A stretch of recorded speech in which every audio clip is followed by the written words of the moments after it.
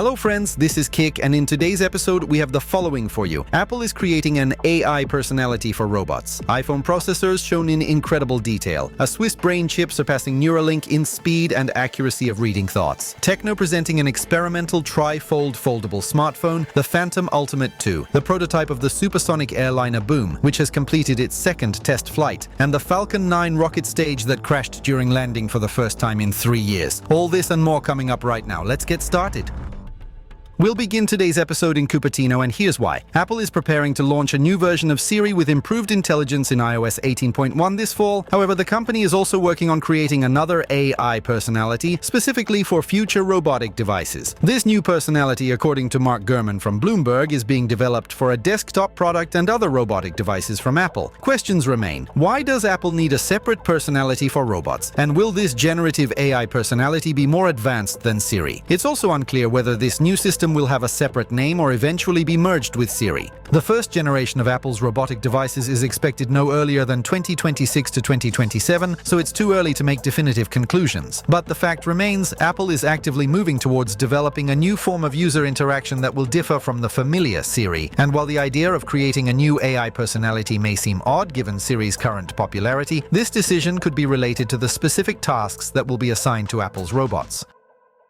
Continuing with Apple's AI theme. As is already known, one of the data sources for training generative AI systems is publicly available web resources. Apple has given their owners the option to opt out of data collection for training the Apple Intelligence system, and many of the largest resources have taken advantage of this opportunity. Among them are major social networks, as well as large news and media resources, including the New York Times and The Atlantic. In recent years, Apple has used a web crawler called Applebot. The data collected by it was used to train Siri and the Spotlight search engine. Recently, the company has also connected Applebot to Apple Intelligence. This is a controversial practice since modern AI often handles copyrighted materials indiscriminately. In narrow areas where materials are scarce, systems almost verbatim quote entire paragraphs. Apple assures that it collects information ethically, filtering out personal data and using only licensed materials and publicly available data from the Applebot scanner. To allow webmasters to opt out of data collection solely for AI training, the company used the pseudonym Applebot Extended. Standard search indexing remains when this pseudonym is blocked. Opting out is done by adding a corresponding directive to the publicly accessible robots.txt file on web resources, meaning anyone can see which publishers have blocked access to Apple Intelligence.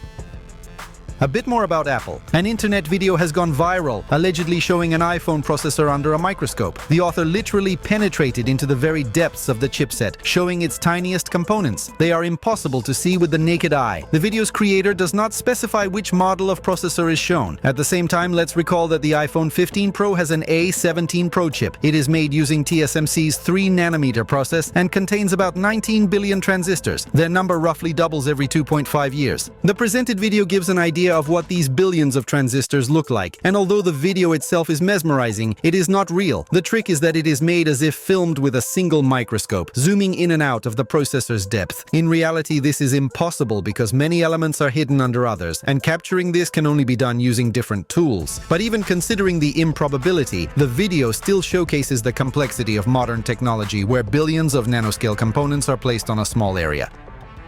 Meanwhile, the head of Tesla and SpaceX has published a video on his social media platform X, demonstrating a giant new supercluster intended for training artificial intelligence. Here's what Elon Musk himself wrote. Today's video from Inside Cortex, a giant new supercluster for training artificial intelligence being built at Tesla's headquarters in Austin to tackle real AI problems. Last year, Musk founded xAI, which focuses on artificial intelligence development. Recently, the second version of the Grok neural network was introduced, which is claimed to surpass OpenAI's GPT-4 Turbo and Amazon's Claude in capabilities. The emergence of such a powerful center at the company's disposal is likely to open new horizons for AI capabilities.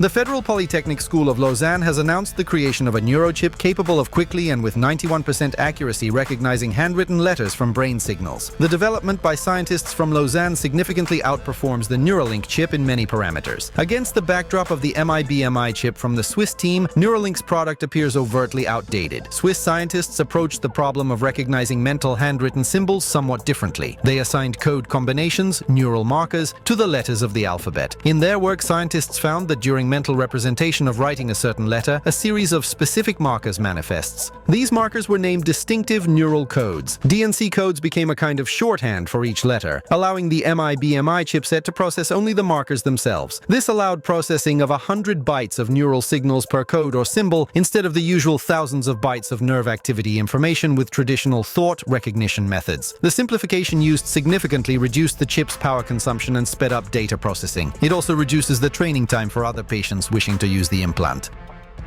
Meanwhile, Tecno has introduced an experimental trifold foldable smartphone, the Phantom Ultimate 2. Tecno is no newcomer to the foldable smartphone market and occasionally showcases experimental projects from its research and development division. If last year it was the Phantom Ultimate with a twisting screen, now they have shown a concept of a trifold smartphone whose display unfolds to 10 inches. Existing devices with foldable screens have blurred the line between smartphones and tablets, and the Phantom Ultimate 2 offers an even larger display, allowing the device to compete with larger tablets. In its folded state, the device has a 6.48-inch screen, and when unfolded it becomes a 10-inch LTPO OLED display. Another distinguishing feature of the Tecno Phantom Ultimate 2 is the TDDI technology, which involves placing both the display driver and the touch sensor on a single chip. The dual hinge mechanism does not prevent the device from having a thickness of just 11 mm when folded. The developer has tested it for 300,000 folding cycles. The battery cover has a record-thin thickness of only 0.25 mm. A pair of hinges helps minimize creases in the middle of the display. Tecno offers several practical uses for the trifold design, such as in a mini laptop format, where the bottom flap turns into an on-screen keyboard. The device can also be folded into a tent format, with the two flaps assisting in dialogue in different languages or collaborative work. Finally, a multi-window mode is provided, allowing multiple apps to run simultaneously. Tecno has not yet announced plans to release such a device to the market.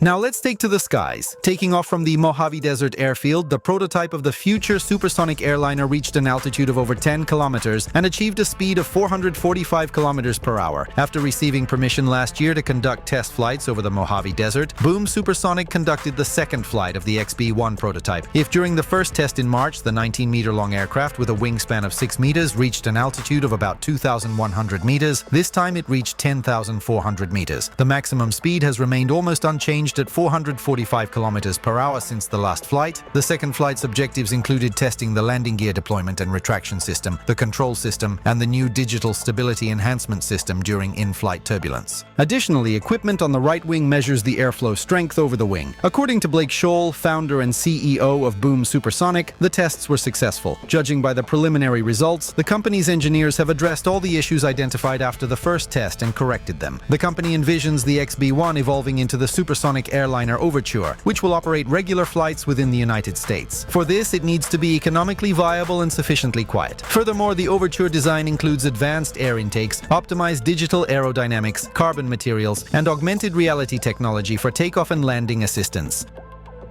And what's a kick episode without space? For the first time in 3 years, the Falcon 9 rocket stage crashed during landing. The first stage of the Falcon 9 ignited and tipped over while landing on an autonomous platform in the Atlantic Ocean during the launch on August 28th. The failed landing was the first for the Falcon 9 booster since February 2021. During that launch, one of the 9 Merlin engines on the first stage shut down early in the rocket's ascent. Although the rocket successfully deployed a group of Starlink satellites into orbit, the booster's landing failed. The cause was a hole in the engine cover caused by material wear. This defect allowed exhaust gases to enter the engine, leading to its damage. Since then, SpaceX has achieved 267 successful landings of the first stage. This streak was only interrupted once in December 2023 when a returned booster, successfully landing on an autonomous platform, was lost during transport due to a storm. And that's all for today. Thank you for watching. Don't forget to subscribe and hit the bell to stay updated on high-tech news. Peace to your home.